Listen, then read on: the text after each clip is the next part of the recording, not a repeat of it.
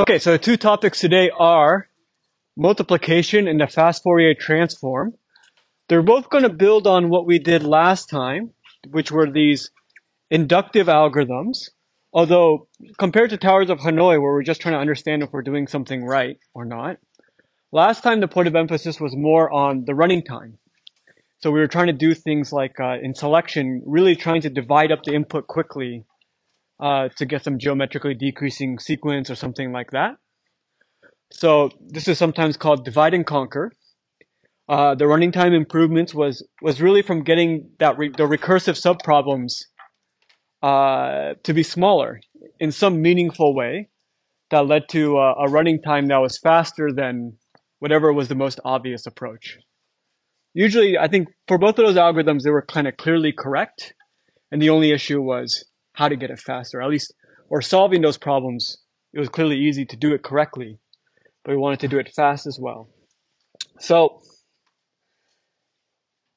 here's maybe something that definitely you've seen and isn't too tough, right? Multiplying numbers. Okay, sorry, I don't know why it's blinking. Um,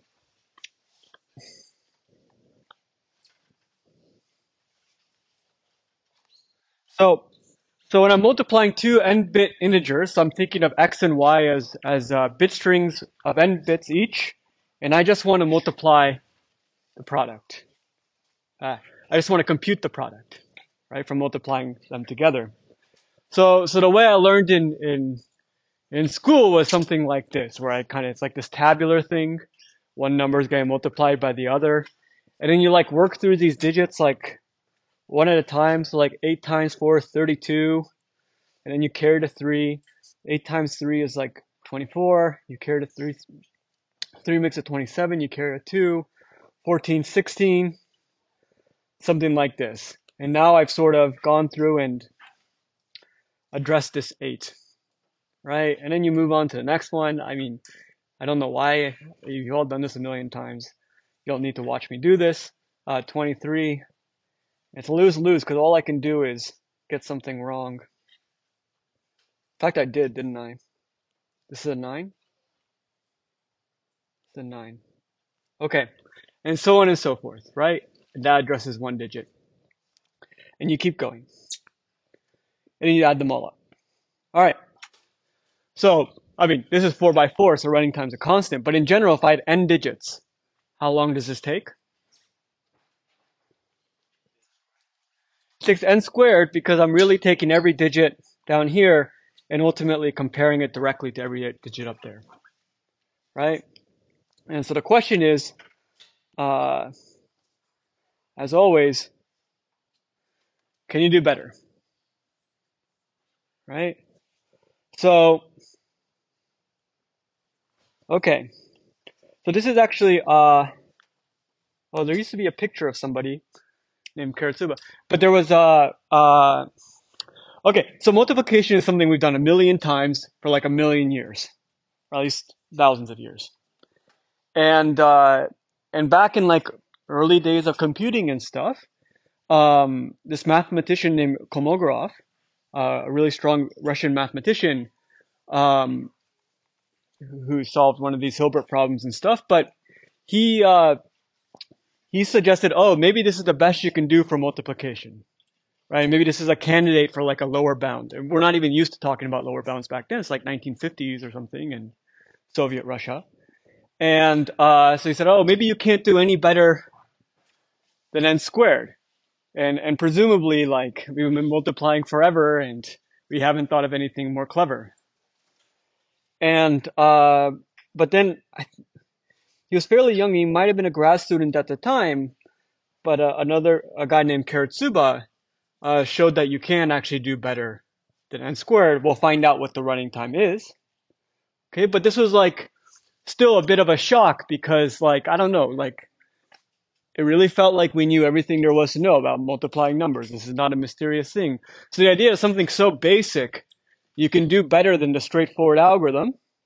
Oh, that suggests what else out there can you do better than the most straightforward approach?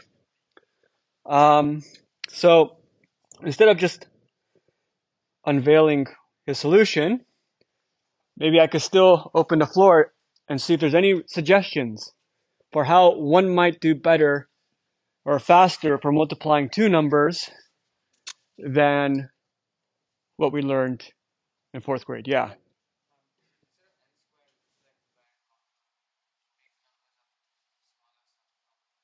Okay. So if we wanted to do something like divide and conquer, being that we've been doing divide and conquer, and try to break up the numbers into smaller numbers, what are some reasonable ways to try to take, your number x and break it up into smaller numbers? What exactly do we mean? Upper half and lower half. So we can do something like this, right? So this is the first n over 2 bits. That's the second n over 2 bits. And so algebraically, I might write x is equal to x1 bit shifted over n over 2 times, so 2 to the n over 2, plus x2. That represents the bottom. So x1 and x2 are sort of like half the number of bits. And same with y, right?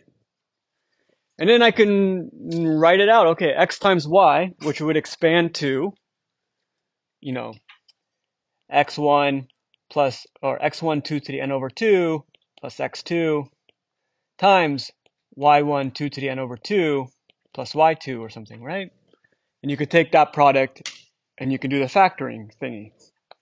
So you get the x1 y1 shifted over n times, and then x1 y2 plus y1 x2, and then x2 x2 at the end, right? So those are all kind of smaller problems because these are each n over 2 bits, right? So we're certainly following the divide and conquer playbook. I've divided it and I'll recurse. So if I did kind of made an algorithm along these lines, divided the bits in half, and then I had 4 subproblems of n over 2 bits, what would the recurrence look like?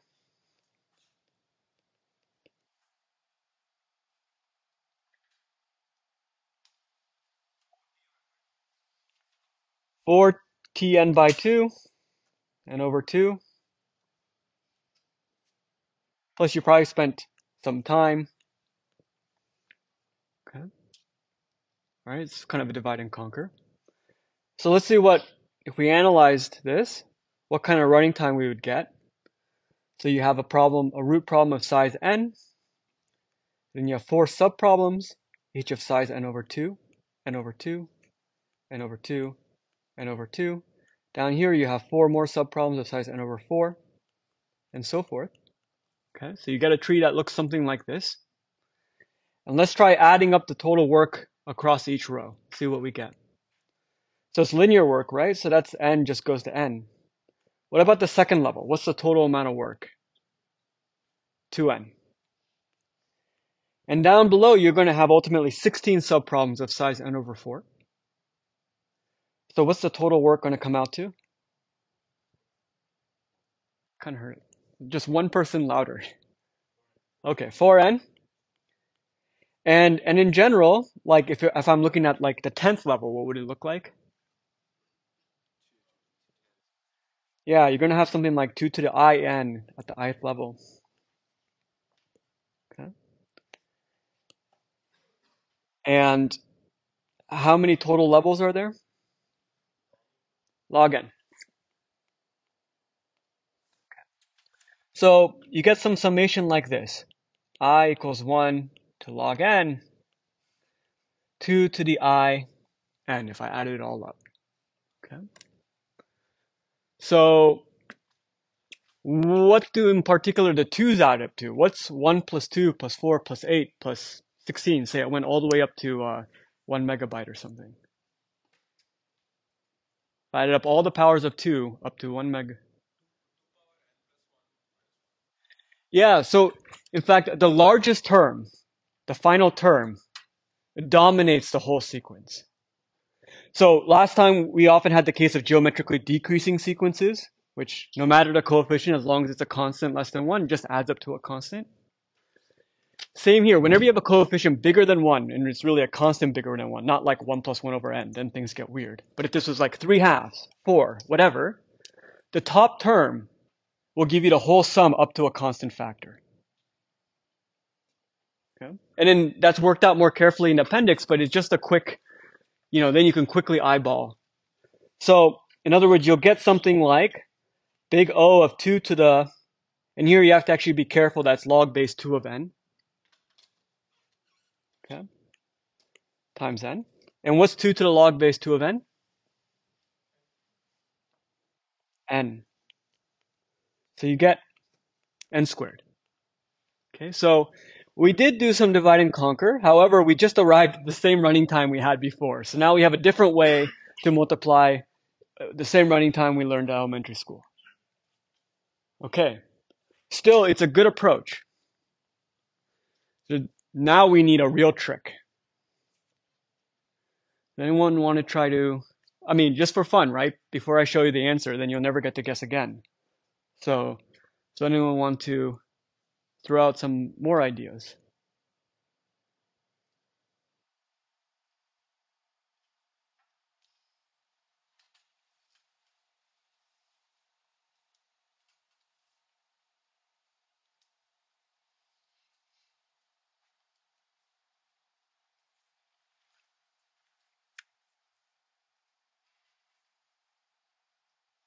Okay, let me give a suggestive hint. So we will try to break it down to subproblems of roughly n over 2 bits. So that's a good idea. And we're going to try to do 3 subproblems instead of 4. That's the real goal. And then we'll work the recursive tree and see we've made some progress. So you're going to keep 2 of them. You are going to multiply these 2, and you are going to multiply these 2. Okay. And now my hint is that there's a way to get those 2 values with just one multiplication.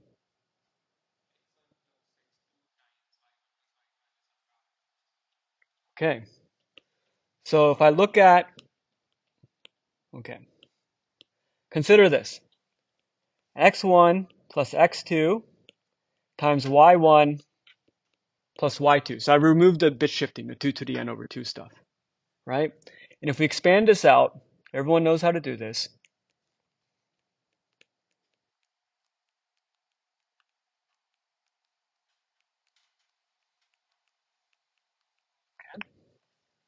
So there's something. Now, okay, this is what we need, right? And we've already computed these 2. So if I want this in the middle, and I already have the outsides, how can I get the middle term with one multiplication?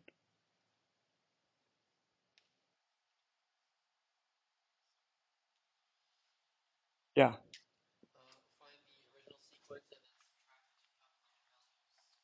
Yeah, so I think by find the original sequence, you mean multiply these 2? So look, we removed the bit shifting. So this is how many bits? Just this x part. It's roughly n by 2, maybe plus 1. This is only n over 2 plus 1 bits. Same with the y term, right? So we can just multiply these 2. We'll add them up. Adding is fast. That takes linear time. And then multiply them together, and then subtract out x1, y1, and x2, y2. And then you'll get the middle term you're looking for. A simple trick. So, right, that's sometimes called Karatsuba's trick, because we're really getting these 2 terms, which should take 2 multiplications, but for the price of only 1 more. Okay, so very simple, and it was just kind of sitting under our nose. Noses, collective. I don't know what the plural is for nose. This whole time. Okay, so, if we wanted to now turn this into an algorithm, just to get a little bit of practice of walking through the steps, and please do this on the homework. There's always going to be points allocated to this step. We first start by writing some recursive specification. Okay, so, and it's often very simple and it's often boring, so it's just 3 points. So all we need to do is declare a name of our function and the inputs and explain what it's doing. All right, so Let's say we call it multiply, right? And how might I parameterize it? Yeah, and maybe, I don't know. I just try to add more information to make it more clear. So I might even explain the indexing, right? And then say, oh, given two integers, x, y, as bit strings, return their product. And again, if you want to be careful, as bit strings. Okay, something like this. This is the contract, right? And now you justify that when you do a subcall, right? This is really your induction proof. Okay, you can't prove this thing works without doing it by induction and ultimately writing something tantamount to this. This is what my function does on all the smaller inputs. That's what I'll rely on to argue it works on this larger input. Okay? So they're one and the same. So an algorithm that doesn't have some kind of specification ultimately doesn't have a formal justification. That's why I'm so picky about it. Yeah.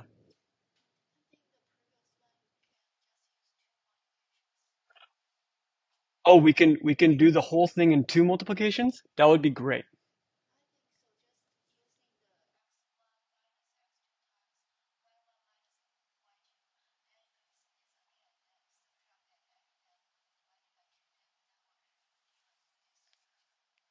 Okay. So let me just follow you. X1 minus x2. Okay, so this will give me uh,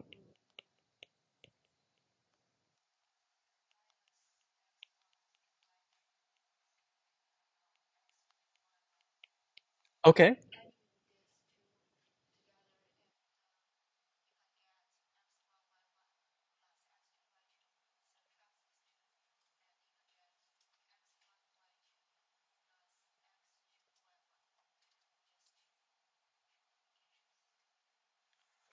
Um, okay.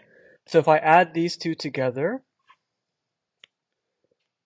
if I add them, okay, if I add, sorry, this one and this one together, then when I add, it's going to identify these two, and the middle terms will cancel out.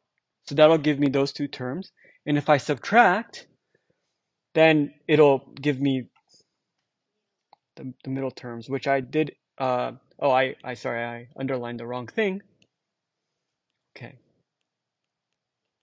Okay, I really want this to work. My concern, though, is that in the original thing, I actually need to be able to separate x1, y1 and x2, y2.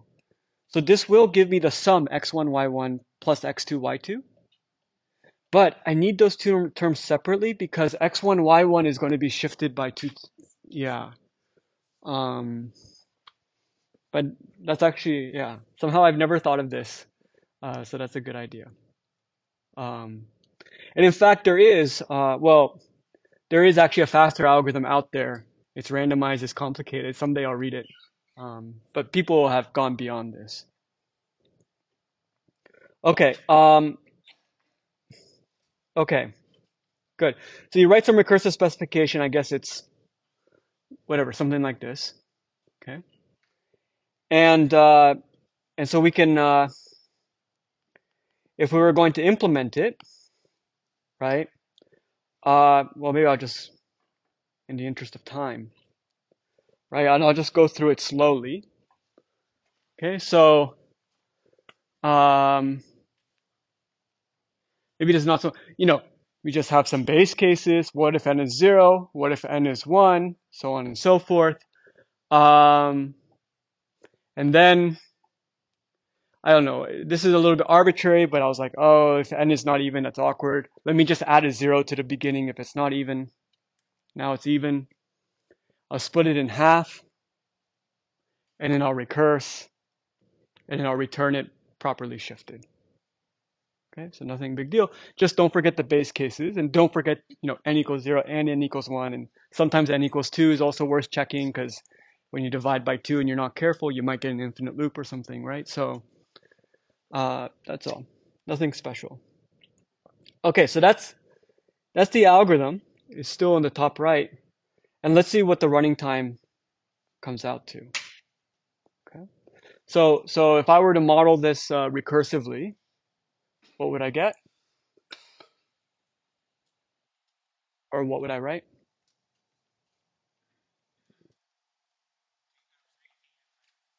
Yeah.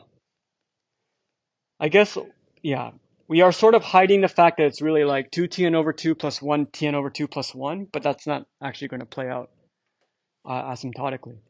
So we've replaced a 4 with a 3. So that's got to be good. Let's see how much better it is. To that end, the same thing as always. But now we have 3 problems of size n over 2. And then you have 9 problems at the next level, each of size n over 4. And so forth. Okay. And it's all linear work. So the top level will be n. The second level will be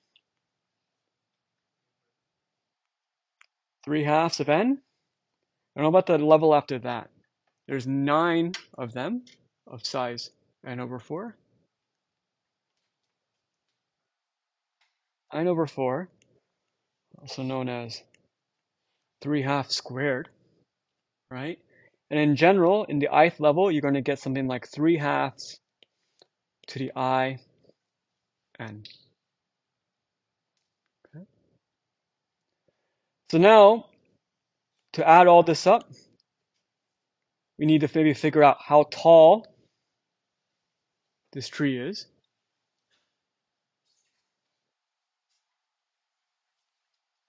Yeah, log base 2 of n, again. Nothing surprising, just because the bits are getting cut in half. And so if we added all this up and did it slowly, you're summing up from 1 to log base 2 of n of 3/2 to the I n. Right? 3/2 is a little more complicated than 2. But what is this summation? What is 3/2 to the I summing up from I equals 1 to log n?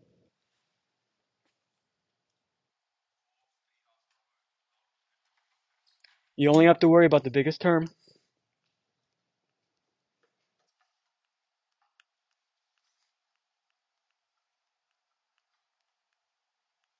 Okay. Increasing arithmetic sequence is going to be dominated by the last term. Geometric sequence, sorry. Okay. Now this is a little bit awkward, right? If you just told this to me, I wouldn't even know how to interpret this. What is 3/2 of log base 2 of n? So how can I clean this up?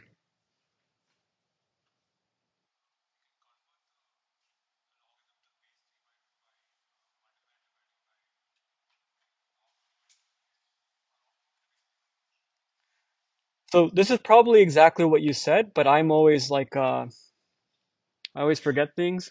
So here's how I do it slowly. So I'm looking at 3/2 of log base 2 of n. Okay. And I can think of that as 2 to the log base 2 of 3/2 to log base 2 of n. Because this is just like definition of logs. I feel okay, right? And then now they just multiply in the exponent, and I can rearrange things, right? So 2 to the log of base 2 of n times log base 2 of 3/2, right? And 2 to the log base 2 of n is just n. Okay, so you can just memorize this, I guess, but I always do it slowly because I never trust my memory. Okay, and we can make this even a little bit cleaner.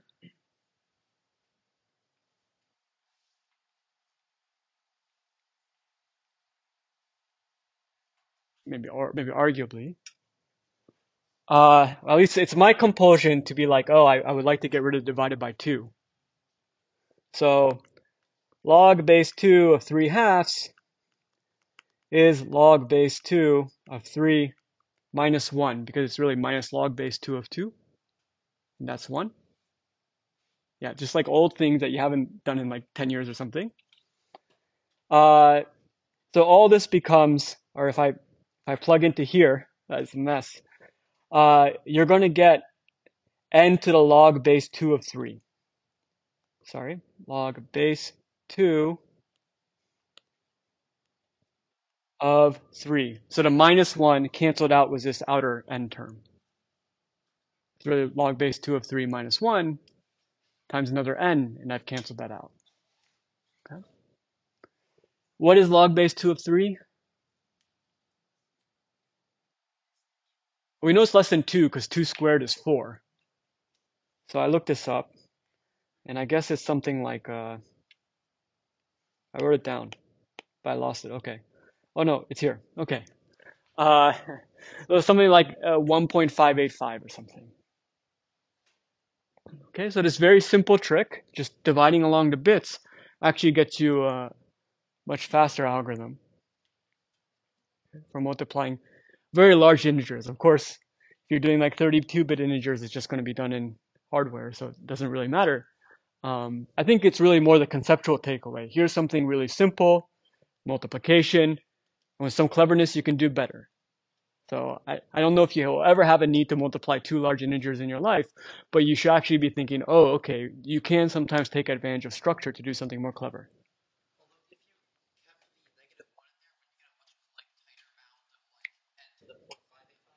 That would be great. So the negative one, uh, so there's this outer n all along. So the negative one just canceled out with that, and I didn't do the calculations because my handwriting's so bad I ran out of space. Yeah, so the minus one's canceled out. Yeah, so if you could do less than n time, and you could do a square root n or something, then I'll give you an A. I'll give you an A plus. Okay. Yeah, but this is actually down to like n polylog n now, but it's some very complicated. Well, I don't know if it's complicated. I didn't really read it, but I'm assuming it's complicated. Randomized algorithm only in like the last 10 years or something, and they put it out in the. I mean, it was in a theoretical computer science conference, but the journal is in a like the most famous math journal. Okay, it doesn't matter too much, but this is something people still work on. So I think, for example, this very sophisticated algorithm out there, it would be really great to really understand what's going on and get it down to something simple, right? If I could teach an n log n integer multiplication algorithm, that would be unbelievable. Okay. Also, I think to do it deterministically would still also be open. Hopefully I didn't make a mistake, but it's okay. All right, so the second one is a little bit more involved because I don't know if you have done fast Fourier transforms since childhood, like you have multiplied numbers, but it's also something that's very basic to at least people in like electric engineering, signal processing, stuff like that. And to that end, I need to give a very minimal primer on complex numbers. Okay, so complex numbers like comes from the question of what is the square root of -1, but they're sort of living in what sort of feels like a two-dimensional space. So you have some real part A and an imaginary part B times this imaginary I. Okay, and you can imagine that in the plane. And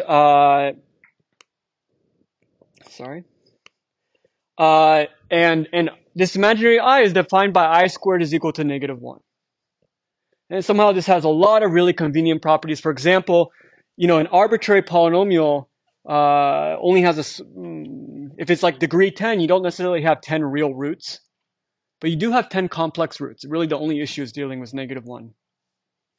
So anyway, so multiplication is sort of defined as you might expect. If I have two complex numbers, a plus bi times c plus di, then the a and then just factor over. So ac here, bc plus ad times I here. And what's different than usual is you get negative bd because you had an I squared that became -1. Okay? But otherwise, you know, there's just like a simple rules and you follow the algebra. So if you can multiply things, then something like a polynomial was complex coefficients is well defined. Like if a0 was a complex number and a1 was a complex number and so forth, as long as you know how to multiply and add things, then polynomials make sense. Okay. Which means you can also define things like anything that's a power series. So like the exponential function can be expressed as a polynomial or with an infinite number of terms. And the more terms you get, the closer you're going to get to the true value of e to the x. Ultimately, you'll converge. Okay, so as soon as we establish multiplication and addition, then things like polynomials and even anything that's like a limit of polynomials is well defined. Okay, that's maybe more of a formality that not everyone's interested in, but yeah. So, okay, so actually, I don't know if anyone's taken a class on like complex analysis. It's actually a very beautiful uh, subject, in part because they're just like it's just really nice. There's things like Liouville's theorem and all these things. And so for example, you have this Euler's formula, which gives a certain geometric interpretation of the exponential function. So e to the some angle times the imaginary number. If you plug that into that e1 plus, the polynomial thing, you're actually going to get this point here, cosine theta plus I sine theta. Okay, so actually as you go around, you're actually wrapping around sort of the unit circle in the complex plane. Okay, and that leads to this famous thing that e to the pi I is -1, because that's just this point on the left. Okay, e to the 2 pi I will get you all the way around. So this is using, a circle is 2 pi kind of stuff. Okay, I think that's okay. So that's okay. Now, okay, so important part about imaginary numbers is that I squared is equal to -1. Is that supposed to be a negative? Okay, I'm not sure. So an nth root of unity, I think it should not be there, is any complex number where if I raise it to the nth power, I get 1. Okay, so okay, so for example, okay, so who wants to suggest for any n, what is always a root of unity? 1. Okay, so 1 is an example of a root of unity. What else? What about for like n equals 2? -1. I guess for any even n. Okay. Any others? Just to make sure we're on the same page. Like, what would be a fourth root of unity?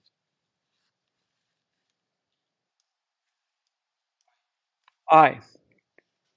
For n equals 4, and that's sort of the top, right? And actually, if you look at this kind of picture, right? You're looking at, and the numbers that are on this circle, if you multiply it, all it's going to do is it's going to keep adding the angle, right? So like if it's like a clock, I guess, going in counterclockwise rotation, if this was the original thing, and here's it squared, here's it cubed, here's it fourth, it's just moving around the circle. So in general, if I'm looking at like if I'm looking for 10th roots of unity, I can take the whole circle and kind of divide it up into a pizza's slices of size of 1/10, into 10 slices, right? And if this was like roughly 1/10 of 2 pi, then 10 ticks around the clock will get you back to 1. Okay, so because we're working this complex plane and you have this Euler's identity, you have this nice notion of roots of unity. And this point too, I guess this is 16, so this is 1/16 of the pizza. But then if you had done 2/16 and you started here and then you went squared, cubed to the fourth and around, after 16 you'll end up back here. Okay, so sometimes I'm going to write omega sub n to be e to 2 pi I over n, like n is 16 or something, and in all of its powers, all of its distinct powers, give the n roots of unity. And the nth roots of unity. It gives all of them. So it's all just dividing the pizza up into n parts. And okay, so 1 is omega sub n to the n. Okay.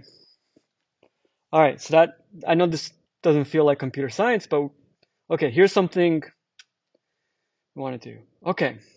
So all this terminology was necessary even to define what the Fourier transform is, the nth discrete Fourier transform. So the input is some set of numbers in the complex plane. So n numbers, okay? And you're going to interpret these numbers as the coefficients of a polynomial. P of x, which is a0 plus a1x plus a2x squared up to, that should be an minus 1 times x to the n minus 1.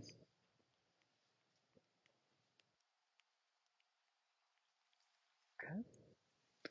So you interpret it as a polynomial, and you evaluate this polynomial at all of the nth roots of unity.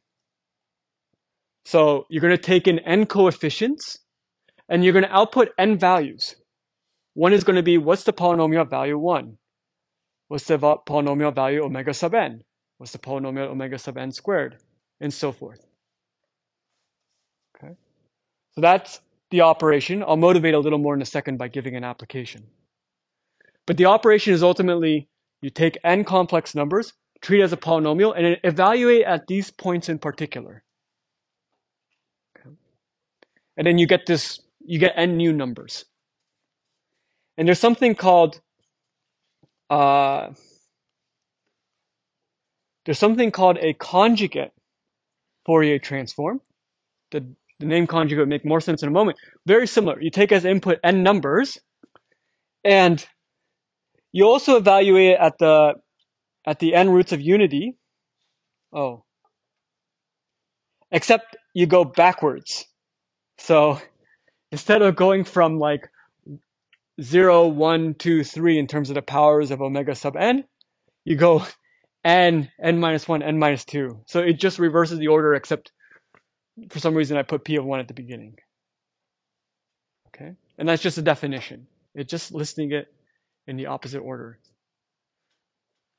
Okay, so yeah, and you can think of it as like it doesn't matter. Okay, so why is this useful?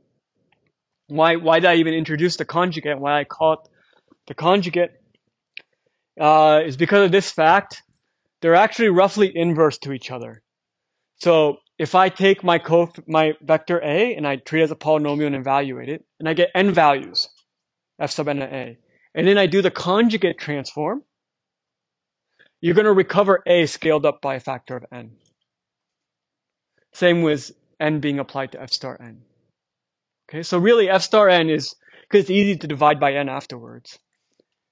The conjugate is like the undo, it's the inverse up to a known factor.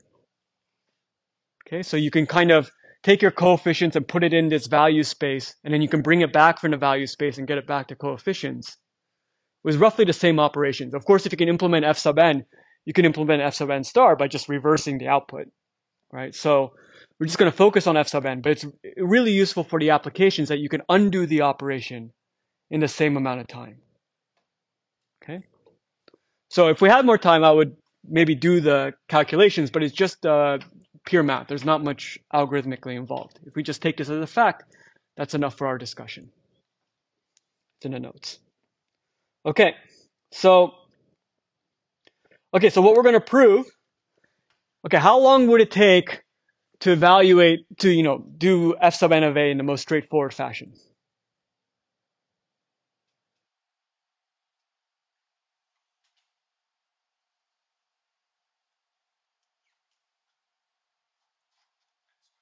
N squared. So I have n coefficients, and so to evaluate at one value, I do a0 plus a1x plus a2x squared, so forth, and I add them all up. So I need n time, assuming arithmetic takes constant time. And there's n values. So normally it would take n squared time, right? But for some reason, because I'm evaluating the roots of unity, We claim we could do it in n log n time. Okay? So that's what we're going to try to show. Something better than n squared time. Okay. So, okay, so this is very useful in signal processing, stuff like that. I'm not really an expert, but maybe there's probably someone in this room who's has an EE background. But here's maybe another one. What about multiplying polynomials? Suppose I have two polynomials P and Q, and I want to get their product as a polynomial. Okay, so what does their product look like? Right, so I want to get the coefficients of R. Right, so if I write out, if I said R was like, so P has A's and Q has B's, if I use C's for R, then, each coefficient is going to be this convolution of coefficients from A and B.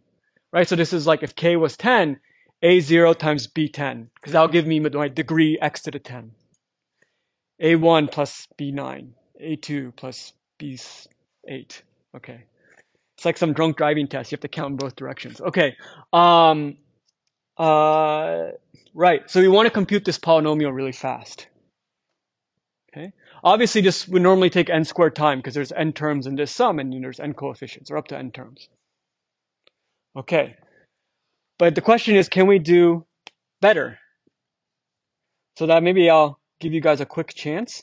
Does anyone have an idea for how to use the fast Fourier transform to multiply polynomials faster?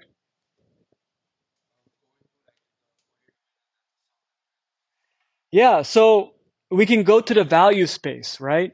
So if I'm looking at like, oh, what is the R of some root of unity? That's the product of P at that value times Q at that value, right? So we can leverage this as follows. So we start with P and Q, and I think of that in terms of coefficients, okay? And so I get the coefficients and I compute all their values. These are all the roots of unity. And then, now to get all the values for R, right? I just have to zip them together. Look at the first one, look at the second one, look at the third one. It's like addition except we're multiplying, right? So we zip them together and then we just convert it back, right? So I use the Fourier transform, get the values, multiply the values, get back the polynomial. And suddenly we've extracted, there should be Q. We've extracted Q without having to explicitly follow the formula to get all the coefficients, right? So Fourier transform might sound exotic, but you might imagine multiplying two polynomials is a more natural operation if you're not coming from a signal processing or something perspective. Okay, I gotta be efficient. I'm not very good at this 50-minute thing yet, so it's a work in progress. Right. So, okay. So this only going to work for n is a power of 2. And that's okay. If you had less than n values, you just pad it with leading zeros or something, so it's not a big deal. Okay, or by, zeros at the end. So let's just say I'm looking at 2n just because then it's easier to divide by 2, right? And here I've just written out what I want to evaluate. Okay. All right. So what do I do now? I want to somehow turn into smaller problems. Any suggestions for how to kind of extract out a smaller problem?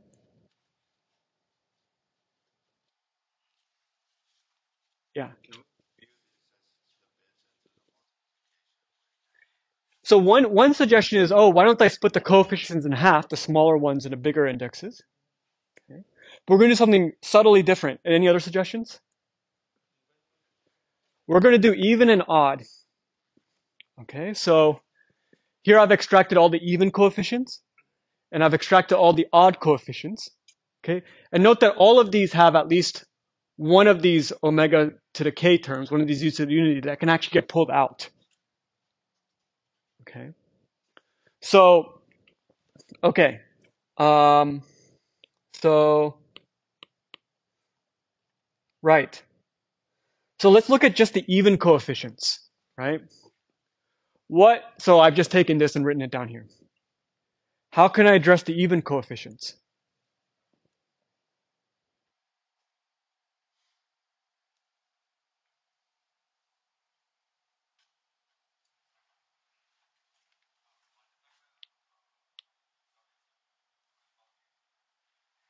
Yeah, so in particular, all of these are even powers, right? So look at omega sub 2n squared. You just think k is 1. I should have done that to make the notation simpler. This will work for all k. So this omega sub 2n squared gets me omega sub n. Okay, so I know I'm going a little bit quick. So if I am going too quick, you can double check the algebra afterwards. But this is the key point. This omega sub k sub to the k sub 2n squared is omega sub n. It's the nth root. So I've gone from the 2nth roots of unity, all the even powers, to the nth root. Okay, and that'll just follow from, just carefully looking at these Euler formulas and stuff, from thinking about the circle. Okay, and now I'm saying, oh, I'm just trying to get the Fourier transform of the even coefficients from the input, which is now n. I've gone from 2n coefficients down to n. Okay, so I'm just listing off the even coefficients. The odd coefficients will be done similarly.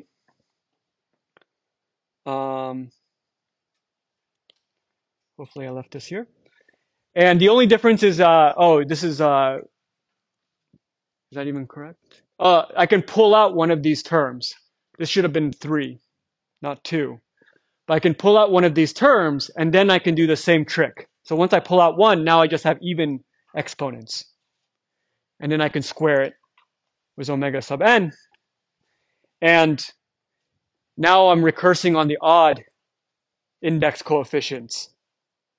And then throwing that 2n through a unity that I pulled out. Okay, so we're dividing into the even and the odd, and somehow because of this circle in the complex plane, we're able to do this squaring trick. Right? That's why it's only for specifically when we're doing these values that we can get a faster algorithm. So that's the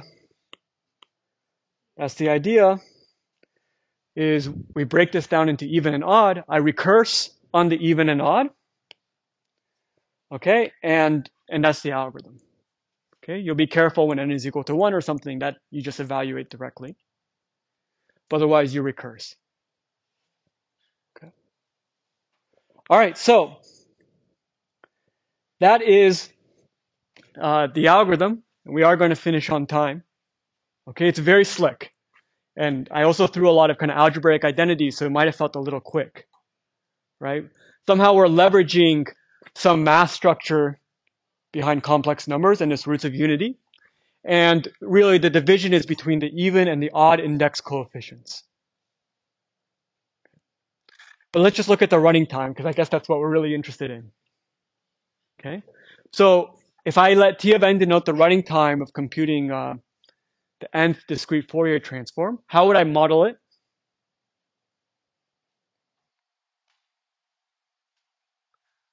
So let's see, I do some work. So I need to first split up, or how much work do I do outside of the recursive calls? O of n. So it's just like, splitting coefficients up between even and odd, and also doing some addition at the end. Okay. And then how many subcalls do I do and of what size? 2tn over 2. We've seen this before. This is the same recurrence as merge sort, for example, and I think we had another one. So the overall running time is n log n. Okay, so this is this famous discrete Fourier transform that sometimes shows on lists of like most important algorithms ever, because it is actually used in a lot of devices. Okay, then that's it. So I think that's it for divide and conquer. We'll do probably. I mean, it'll come up in other forms, but this was a divide and conquer week, which we got through, and next week we'll do something called dynamic programming and stuff. So thanks.